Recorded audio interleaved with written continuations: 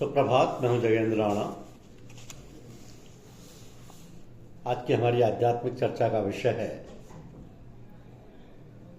पुरुषार्थी। पुरुषार्थी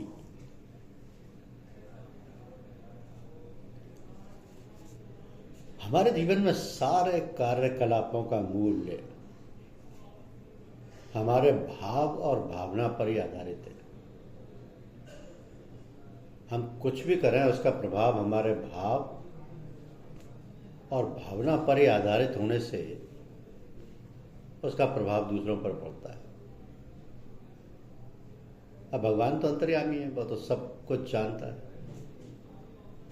तो उस प्रकार हमको उसका फल देता है। हम लोगों का कर्तव्य होना चाहिए कि हम कोई भी कार्य प्रारंभ करने से पहले प्रभु के प्रेम में विभोर होकर पूरी कामना और श्रद्धा पूर्वक भगवान का समझकर उस कार्य का संपादन करें और कार्य के समापन पर पूर्ण रूपेण उसका समर्पण भी भगवान को करें और अंतर मन से भगवान से प्रार्थना करें कि ये सब तेरा ही काम है और तेरे लिए ही किया है। जैसा भी बन पड़ा वैसा किया है। कुछ भी त्रुटि हुई हो उसके लिए क्षमा करें और ऐसा बल, बुद्धि और साहस प्रदान करें कि भविष्य में सब कुछ हम तेरी इच्छा अनुसार कर सकें। राम नाम सब कोई कहे, ठग ठाकुर और चोर। बिना भाव रीझे नहीं तुलसी नंद किशोर।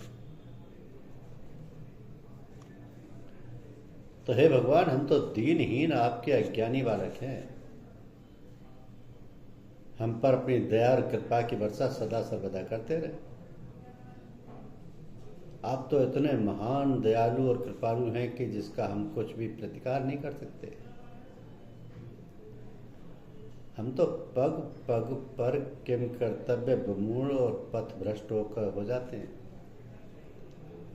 किंतु आपकी अहेतु की कृपा मार्गदर्शन कर वार लेती है। हम तो स्वार्थवश आपका विस्मरण भी कर देते हैं, किंतु आप अपनी दृष्टि से हमको ओझल नहीं होने देते। आपकी सराहना और गुणगान हम कैसे कर सकते? आप ही तो समय समय पर भटकते हुए लोगों का पथ प्रदर्शन करते हैं। हमारी तो यही प्रार्थना है कि हमारी कोई विश्वास आपके स्मरण से खाली ना रहे।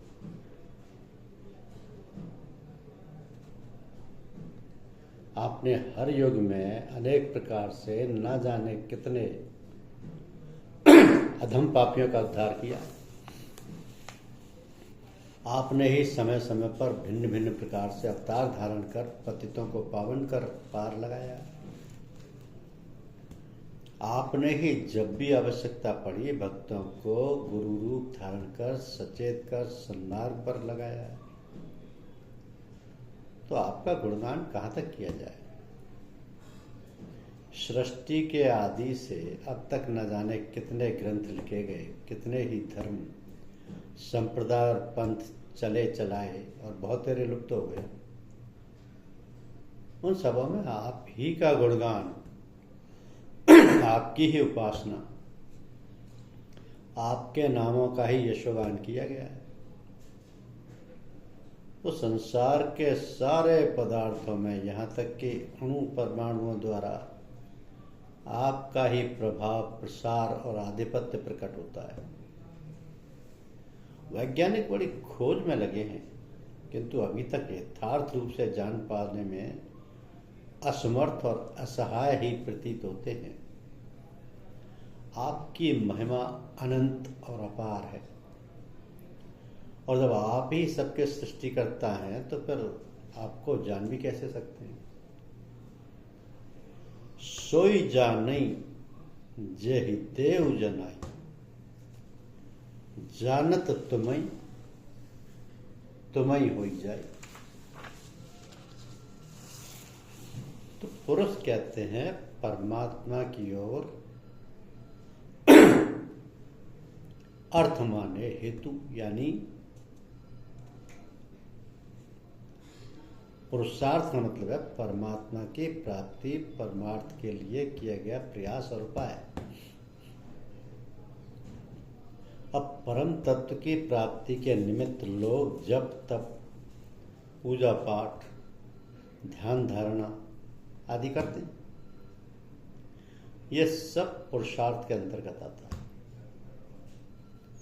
पुरुषार्थ में कभी निष्फलता नहीं होती है।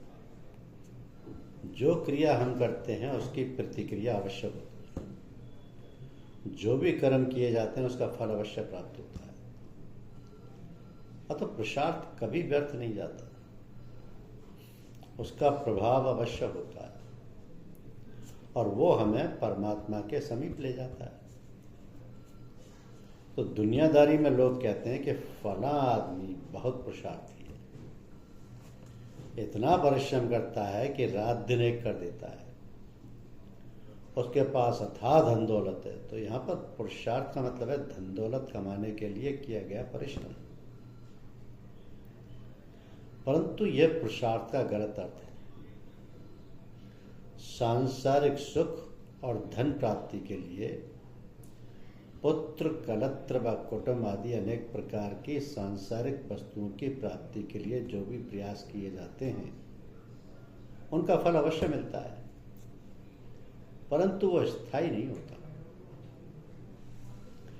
फलतः कुछ समय बाद वही लालच, वही लगन और उसी सुख की पुनः प्राप्ति के लिए, इस प्रकार मनुष्य जीवन की समाप्ति तक यही क्रम चलता रहता है। और जब अंत समय आता है तो मन उन्हीं बातों में लिप्त होने लगता है। तो अंतमति सोगति, अंतमति सोगति की कहावत के अनुसार अगले जन्म में वैसी ही शुरुआत होती है। वही संस्कार पुनः उमड़ आते हैं, वही पुरानी उधेड़बन और वैसे ही क्रियाकलाप। तो इस प्रकार यह जीवन मरण का चक्र अनंत काल तक चलता रहता है और मनुष्य परमात्मा के सानिध्य सुख से वंचित रहता है। परमार्थ की कमाई मनुष्य शरीर से ही होती है और मनुष्य का शरीर बड़ी कठिनाई से मिलता है। तो सच्चा पुरुषार्थ करें और इस मानव जीवन को व्यर्थ ना होने दें। अब परमार्थ में पुरुषार्थ का बड़ा महत्व है। गुरु कृपा पर भरोसे का मतलब पुरुषार्थहीनता या अकर्मण्यता नहीं। वैत यानी दीक्षित होने का मतलब है अपने को गुरु के हाथ बेच देना। यदि कोई बैल किसी को बेचा जाता है तो उसे अपने नए मालिक की सब बातें माननी होती है। जैसा खाने को दे वो खाए, जो काम कराए वो काम करे, और जैसा रखे वैसे रहे। तो इस तरह बैत होने का मतलब है कि अपने को गुरु के हाथों में दे दिया और वो जिस साल में रखे उसी को उसकी दया कृपा समझते हुए उसमें खुश रहना है। हमें अकर्मण्य नहीं होना है। हम काम तो पूरा करें, अपने कर्तव्य को पूरे मन से बजाएं, परंतु सफलता असफलता गुरु के हाथ में छोड़ दें। हमें तो उस विद्यार्थी की तरह से होना है जो पढ़ता तो पूरी लगन से है, परंतु पास व फेल होना गुरु के हाथ में छोड़ देता है।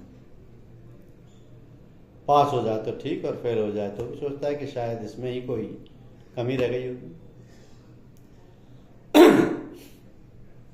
परंतु जो विद्यार्थी पढ़ेगा ही नहीं वो पास कैसे होगा? उसे तो फेल होना ही है। तो गुरु कृपा के आश्रय होने का मतलब ये नहीं है कि हम पढ़ना छोड़ दें।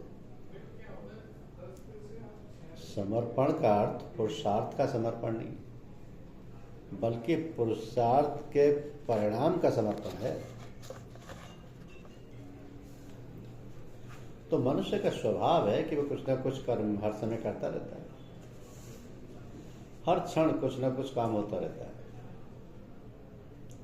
तो यदि हम पूजा पाठ ध्यान आदि नहीं करेंगे तो कुछ और करेंगे। क्या करेंगे? टीवी देखेंगे, अखबार मैगजीन पढ़ेंगे या गपशप में समय काटेंगे। तो जब कुछ ना कुछ कर्म हर समय करना ही है तो ऐसे कर्म किए जाएं जो हमें साधना के रास्ते पर आगे बढ़ाएं, परमात्मा से साक्षात्कार आने में मदद करें, मानव जीवन के असल लक्ष्य को हासिल करने में सहायता करें। तो इस दृष्टि से हमें पूजा पाठ के कामों में कभी आलस्य नहीं करना चाहिए और जी जान से इस कार्य में जुट जाना चाहिए। जब हम छोटे थे तो हमने एक अंग्रेजी की कविता पढ़ी थी और पूरी तो याद नहीं। उसकी कुछ पंक्तियां इस प्रकार हैं कि there is not a reason why theirs is but to do and die into the valley of death rode the 600। मसल ऐसी है कि एक सेना को किसी दर्रे या घाटी को पार करना था और घाटी को पाटे बिना दूसरी तरफ जाना संभव नहीं था। समय की कमी थी, दर्रे को पाटने का एक ही रास्ता था और यह था कि सेना के जवान अपनी लाशों से उसे पाट दें। तो सेनापति ने उपयुक्त बात कही जिसका अर्थ था कि तुम्हें तर्क नहीं करना है, प्रश्न नहीं पूछने, तुम्हें तो सिर्फ करना है और मर जाना है। और इस आज्ञा का पालन करते हुए 600 सिपाही बेहिचक मौत की घाटी में कूद गए। There is not a reason why there is but to do and die. Into the valley of death rode the 600। तो ऐसे ही साधना में हमें तर्क नहीं करना, दुविधा में नहीं पड़ना, बल्कि पुरुषार्थ करते करते अपने आप को मिटा देना, अपने को मिटा देने पर ही परमात्मा की प्राप्ति होती है और मानव जीवन धन्य होता है। आम तौर पर लोगों की शिकायत रहती है कि हमको साधना करते हुए वर्षों हो गए मगर हालत में सुधार कम मालूम पड़ता है। दो बातें हैं इसके लिए।